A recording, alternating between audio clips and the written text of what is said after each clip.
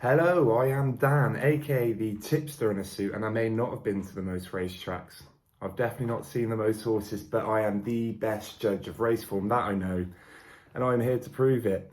Again, a massive thank you for everyone's support. Honestly, it has blown me away, breeze past the 300 subscriber mark, and I'm hoping with a couple more videos like this, we'll be able to get to 500 subscribers come Cheltenham, which would just be unreal, absolutely unreal. So if you're not a subscriber already, please do hit that subscribe button. And more importantly, everyone who's liking and commenting. Again, I always say it, but it's the reason I started this channel. I want to interact with you guys, hear your thoughts on Cheltenham. So please do leave a comment down below and I will get back to you. Like many Cheltenham goers and fans, the weights reveal on Tuesday has seen me burrowed away looking through each and every race and trying to pick out a winner. I've rattled all of them down to some short lists, but there's only one race where I've landed on two, and that race is the County Hurdle. So I'm going to be putting up a stronger fancy like I did with the National Hunt and a secondary fancy for the County Hurdle. I've been utilising the racing post. I've signed up and you can get all the race replays. Now, for someone who normally has to hunt down through YouTube, trying to find them on there, and being able to get access to all of the races has been absolutely brilliant. So I've been going through lots of them and it's been helping with picking out the form, trying to find those who may be underneath their or ahead of their mark. And I would recommend anyone doing the same. So do sign up and utilise that. Also, I had a couple of comments saying it was bad tips and selections. I just want to say they are my own selections, you know, I put my own money in, they are my own thoughts. Feel free to disagree, and I'm not saying anyone should be backing purely because I've backed it. So just to make that crystal clear, just because I'm putting it up does not mean that you should be going and putting your own money in unless you agree with the selection and you've done your own research. So, looking at the County Hurdle market with all the admin out the way, King of Kingsfield is head of the market at 7-1. Now, he's been given a 140 rating over in England, which is exactly the same as he's got in Ireland, which is a bit of a gift for Gordon Elliott. However, in those grade ones, he does look to be done for pace in both of them, and he has potential to potentially stay and go further up in trip. Elliott also has a terrible record in this race. He's come second a couple of times without winning it. So I'm happy to, at 7-1, to put that favourite to one side. Next is Imberico Lord, who started the season rated 126 after a second to Under Control off 120 at Sandown. After his latest Betfair Hurdle win, which was impressive, he's now up to 143. That's an astonishing £23 rise in the course of a calendar year. He's come 6th and 7th on his two starts on good ground, which means I think he is a ground-dependent horse. Now, I do believe it's likely to come up soft, but you just don't know until you get to the week. There has been a lot of rain around in Britain, so I do expect any rain would make it soft, which would be in his favour. But for a ground-dependent horse who's gone up so high in the handicap, I'm happy to put him to one side as well. Next in the market is Absurd for Willie Mullins, who has a great record in the race. He's won 3 of the last 8 runnings, and Absurd looked a classy flat horse. He won for Frankie Dettori at the York meeting in the Ebor, and he was then sent off to the Melbourne Cup, where he actually finished ahead of stablemate Vauban. So he has good pedigree, good flat speed. I actually was he caught my eye as well in the DRF when he finished 4th. He was only 2.5 lengths behind King of Kingsfield and as such gets a £2 lesser rating, but I don't think he was ridden to try as hard as King of Kingsfield. For my money, if I had to pick one or the other, I would be going for Absurd over King of Kingsfield. However, his better runs have come on good ground, so he's actually the opposite to Imberico Lord. And as I've already mentioned, I do feel the ground will probably end up being soft with any rain, and I think that could scupper his chances. So while I do like him, he's one I've left to one side as well. I also want to mention, and I'm going to butcher this name, Ludi Suede, the Dan Scouten runner who finished second to Imberico Lord in the Betfair Hurdle, and will meet him on £3 better terms for a 2-length defeat. I'm not sure there's tons of improvement in this horse. I've looked back at his back form and there's not a lot to write about within it. He seems to be the talking horse as the one to be put up for Dan Scouten. But Dan Scouten actually often has winners at bigger prices, and Bridget Andrews has ridden two of them, Muhayyed and Favois, last season. I've looked through all of his runners and he has some interesting ones at bigger prices. Favois, again, off a £6 higher mark, shouldn't be discounted.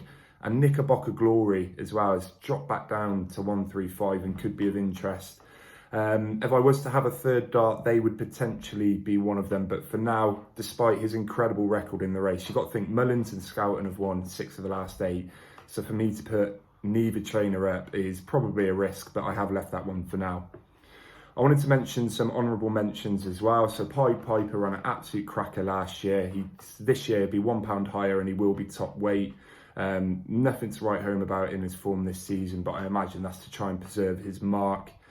But again, Gordon Elliott has he does not win the race. He's come second a few times, hit that crossbar, but he doesn't seem to quite win it. So I've left him. Lump Sum is one I'm keeping an eye on from the Supreme form. It closely ties in with Jericho de Repene, who is a fancy for the Supreme. And I think if Jericho de Repene was to go and win, that would put a Supreme winner, say 150, 155. Lump Sum chased him home and gave him a real good battle at Doncaster, and he's won every other time that he's ran. He was super impressive on the weekend just gone before. And if Jericho de Repene was to go and win, 135 could be an absolutely chucked in mark for Lump Sum. But I do want to see how that form turns out first, as I'm not sure the race he won last weekend was the strongest in the world, with horses like Willie the Builder easily beaten before, who he's easily beaten by a similar length. Favour and Fortune is the last honourable mention. He seems to be a talking horse, but Alan King isn't scared of putting them in the graded races. He is potentially going to the Supreme. He was disappointing behind Fun last time out, and he lost to Django Bay in a grade 1, and that form hasn't really been frank, with Django Bay losing twice, admittedly up in trip. So off 138, he could have a squeak, but I'd leave him for now. However, they're all below 20-1 apart from Favour and Fortune, and I've looked a little bit further afield for a stronger fancy and a lesser so. So the race does often see classier horses come to the fore. The aforementioned Pied Piper, Petit Mouchoir was top weight and he was just denied into second place. And of course the brilliant Arctic Fire, who won a graded race on the flat, over hurdles and over fences, won this a few years back off top weight as well. So I've looked at some of the classier angles in the race, and the one that pops out for me is First Street at 25-1 off a mark of 143. His last run, he gave £8 to Lossiemouth and lost by 10 lengths, but you know, she could be anything. It's hard to know what the rating is of that. Love Envoy, however, is a 149 rated mare. First Street gave her £7 and only lost by 1 length. So that says there's potentially a little bit of juice off 143. Furthermore, at Kempton in the Christmas Hurdle, again, I'm not going to say, oh, he was only 10 lengths behind Constitution Hill. It could have been 20, 30 if Nico really wanted it. But I do rate Rubord on good going right-handed, which it was that day. And First Street only finished 1 length behind Rubord. Now, Rubord is, again, a 150 rated hurdler. So off 143, is there juice in that mark? I think potentially there is. You can also look at his runs at Cheltenham as well. 2 seasons ago in the County Hurdle, in this very race, he pushed State Man all the way. He gave him £1 and he only lost by 1 length in the end. Now, we all know how good State Man is. That's a 170 rated hurdler. Great grade ones, you know, left, right and centre, 8 of them overall. And he ran him really, really close.